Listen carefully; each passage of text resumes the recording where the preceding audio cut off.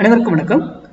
Post market report பார்க்கலாம். Pre மார்க்கெட்டில் நம்ம கொடுத்துருந்த லெவல் என்ன ஒர்க் ஆயிருக்கா இல்லையாங்கிறத இந்த போஸ்ட் மார்க்கெட் ரிப்போர்ட்டில் பார்க்கலாம். இது மேக்ஸ் அடிப்படையில் நம்ம எடுக்கக்கூடியதுன்னு நாம் ஒரு எந்த ஒரு ப்ரைஸ் ஆக்ஷன் ஓப்பன் எதுவுமே பார்க்காம மேக்ஸை மட்டும் வச்சு ட்ரேட் பண்ணுறோம். அது சட்டன் ரூல், எக்ஸிட், ஸ்டாப் லாஸ் எல்லாமே நம்ம தெரிஞ்சிருக்கோம். அப்போ தான் அதை எடுத்து நம்ம பண்ணணும், இல்லையா பண்ணக்கூடாது. இந்த வீடியோவில் கொடுக்குறத வச்செல்லாம் யாரும் ட்ரேட் பண்ண மாட்டாங்க, புரியுதுங்களா? நம்மக்கிட்ட படித்த ஸ்டூடெண்ட் கூட அவங்களுக்கு கன்ஃபர்மேஷன் கிடைச்சாதான் பண்ணுவோம். கன்ஃபர்மேஷன் எப்படி கண்டுபிடிக்கணுங்கிறது அங்கே விஷயமே. மேக்ஸ் வேல்யூஸ் எல்லா இடத்துலையுமே இருக்கும். எங்கெங்கே ஒவ்வொரு இடத்துல எங்கே போனால் திரும்பும், ஏன் இங்கிருந்தெல்லாம் திரும்புது, எல்லாமே நம்மளால் கண்டுபிடிக்க தெரியும். ஓகேங்களா? சரி, இன்னைக்கு எக்ஸ்பைரியில் நம்ம ஸ்டூடெண்ட் 0 to 0 கால் சொல்லியிருப்பீங்க.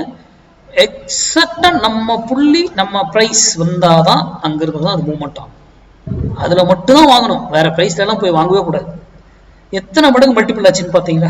கிட்டத்தட்ட 10 times நினைக்கிறேன். இப்போ மார்க்கெட்லாம் அது வரைக்கும் காத்துக்கிட்டு இருக்கணும். என்ட்ரிலாம் எடுக்கக்கூடாது. 0 to 0 ரிஸ்க் எடுத்து என்ட்ரி எடுக்கக்கூடாது. 0 to 0 நம்ம எடுக்க போகிறோம். அதுக்கு அந்த விலையில ஏதாச்சுன்னா எக்ஸிட் ஆக போகிறோம், அவ்வளோதான் ரூல்.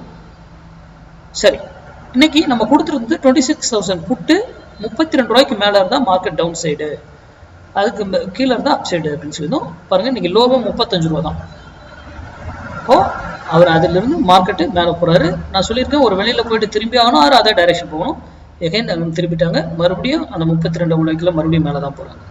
அப்போ ஏன் இது நடக்குது சிந்திங்க. நான் மார்க்கெட் ஓப்பன் ஆகிறதுக்கு முன்னாடி 8 மணிக்கே போட்டுருவோம்ல. நம்ம ஃப்ரீ டைம் அப்போ இருக்கிறதுனால அந்த டைம் போடுறோம்னா முன்னாடி நாளே கூட போடலாம்.